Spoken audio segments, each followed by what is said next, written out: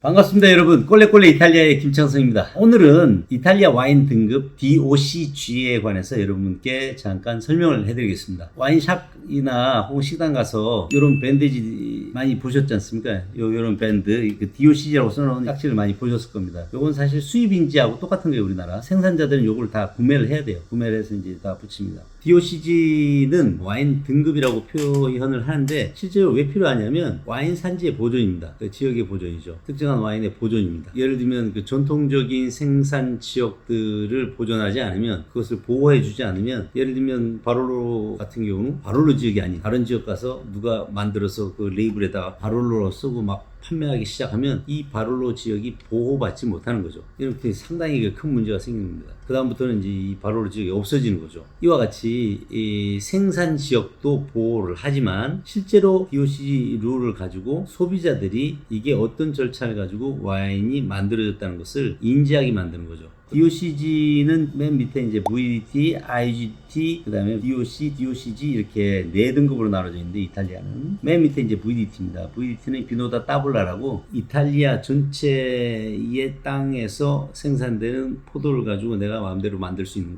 그런 룰 자체가 굉장히 느슨한 그런 테두리에 있고요.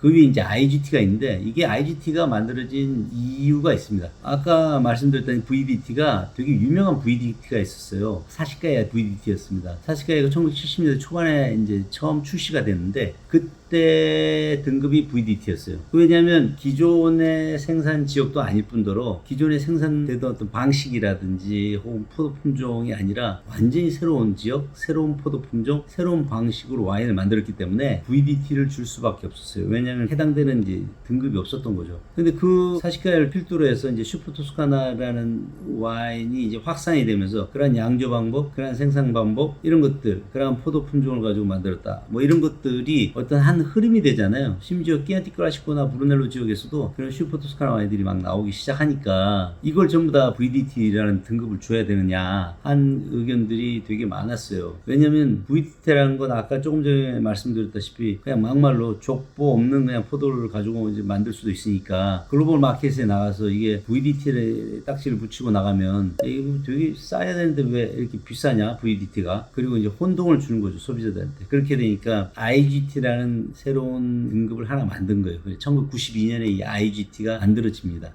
조금 늦은 감이 없잖아요. 왜냐면 초기에 IGT를 받아야 했었던 그런 와인이 사시카야가 1971년에 VDT로 이제 생산이 되고 그게 제대로 된 등급을 1992년에 받으니까 상당히 좀 늦은 감이 있죠. 많은 사람 생산자들이 전부 다 출시할 때는 슈퍼 토스카나 출시할 때는 VDT를 이제 받은 거죠. 인디카지오네 제오그라피카 티피카라는 단어인데 어떤 특정한 주 안에서 생산된 포도를 가지고 예를 들면 토스카나 IGT, 그다음 토스카나에서 생산된 포도 85%를 가지고 내가 만들어서 나머지는 15% 블렌딩 할 수 있는 딴 지역의 포도를 가지고 그런 룰들을 가지고 있고요. 뭐 물론 이제 디테일한 룰이 이제 많이 있습니다만 주요한 이제 룰을 보자면 그렇습니다. DOC는 IGT보다는 좁은 협소한 지역이고 DOCG보다는 넓은 지역에서 생산된 포도를 가지고 이제 만들어지게 됩니다. 근데 이제 DOCG가 IGT에서 5년 정도 생산 이력이 있어야 이제 DOC를 받을 수 있는데, 물론 이제 그건 최소한의 이제 룰인데 신청이 가능하다는 거죠. 그렇다고 해서 뭐 5년 만에 받는 경우는 거의 없는데, DOC는 또 DOCG 올라갈 때 한 10년 정도 이제 생산 이력이 있어야 돼요. 근데 DOCG는 되게 전통 있는 생산 지역이에요. 전통 있는. 그래서 지금 78개의 DOCG가 있는데 DOCG는 좀 규정들이 되게 복잡해져요. 예를 들면 바롤로 DOCG를 제가 예를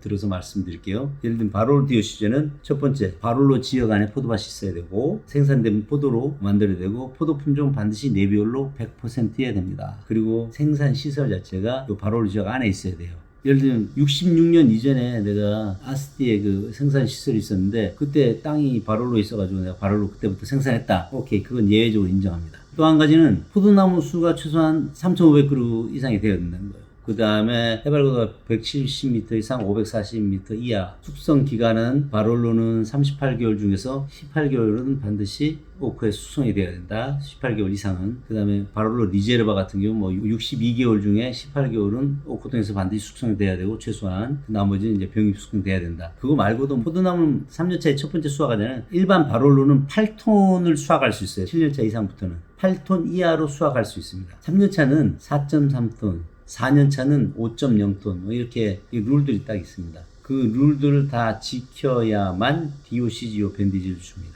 이거 말고도 되게 복잡한 룰들이 되게 많아요. 결국은 최소한의 퀄리티는 그렇게 유지돼야 된다는 거죠. 바롤로 DOCG가 8톤 수확하잖아요. 이게 헥타르당 8톤이잖아요. 얘는 헥타르당 3톤도 안 돼요. 수확량이 줄면 줄수록 퀄리티는 올라가니까. 그런 식의 최소한의 이걸 지켜야 DOCG 밴디지를 주는 겁니다. 요건 이제 DOCG죠. 요건 이제 랑게 네비올로, 이게 바르베레스코에서 생산된 이제 랑게 네비올. 둘 다 이제 100% 네비올로로 만든 건데, 얘는 숙성 기간도 길고, 그 다음에 포도밭도 싱글 빈야드는 또 규정이 또 달라요. 더 엄격해요. 수확량도 더 작고, 그 다음에 생산량도 더 작고. 수확량이랑 생산량은 뭔 얘기지? 똑같은 얘기 아닌가요? 수확량은 내가 포도밭에서 이렇게 수확된 포도로의 그 양을 얘기하는 거고, 생산량은 그걸 가지고 양조장에 들어가서 막 이게 뭐 와인을 만들다가 와인을 만들면서 날아가는 것들이 있잖아요. 없어지는 것들. 예를 들면 오크통에서 숙성시키면 뭐 1년에 10%는 뭐 없어진다. 거의 2년 숙성시키니까 2년 숙성시키면 20% 날아가는 거잖아요. 원래 20% 날아갔어요. 그 다음에 이제 뭐 비나차라든지 이거 끌어낼 때 살짝 이거 꽉 누르면 꽉 짜서 누르면 양은 많아지겠지만 와인이 되게 거칠어지잖아요. 그러니까 대부분 생산자들이 대충 살짝 누르고 이거 빼내요. 그럼 그 안에 이제 와인이 되게 많을 거 아니에요. 거기서 또 날아가는 거. 그럼 한 30%, 40% 그냥 날아가. 얘는 40% 이상 날아가는 뭐 그런 와인이에요. 각 생산자마다 이제 자기들의 그 철학이나 생각이나 생산 방식이 이제 각각 다 다르기 때문에 그런 것들은 최소한 이렇게 돼야 된다 하고 DOCG 컨소르티오에서 그걸 규정을 둡니다. 규정을 두면 그 예라만 맞추면 되는 거죠. 요렇게 해서 품질을 유지를 하게 일부러 만들어 놨어요. 요게 바로 이제 DOCG인데, 뒤에 보면 DOCG는 반드시 디노미나치오네 오리지날레 보토를났다 개런티 있다. 개런티 하면 뭘 개런티 한다는 얘기냐면, 이 품질을 개런티 한다는 얘기 아니라 그런 과정이나 그런 룰들을, 생산 규정들을 다 지켰다는 걸 이렇게 개런티 하는 겁니다. 그래서 DOCG는 품질에 관한 규정이 아니라 그 생산 과정을 지켰다라는 그 인증 마크입니다. 지금까지 설명한 DOCG 룰들, VDT, IGT, DOC, DOCG 요 룰들은 최근에 들어서 유로피안 커뮤니티, 그러니까 EU가 정하는 그런 새로운 룰. 예를 들면 DOCG, DOC는 이게 DOP로 바뀌어요. 디노미나지오네 오리지날레 프로테타로 바뀌어요. 이게 보호된다는 거. 프로테타로 이제 바뀌고, IGT는 IGP로 바뀝니다. 역시 마찬가지로 인디카지오네 제오그라피카 프로테타 이렇게 돼요.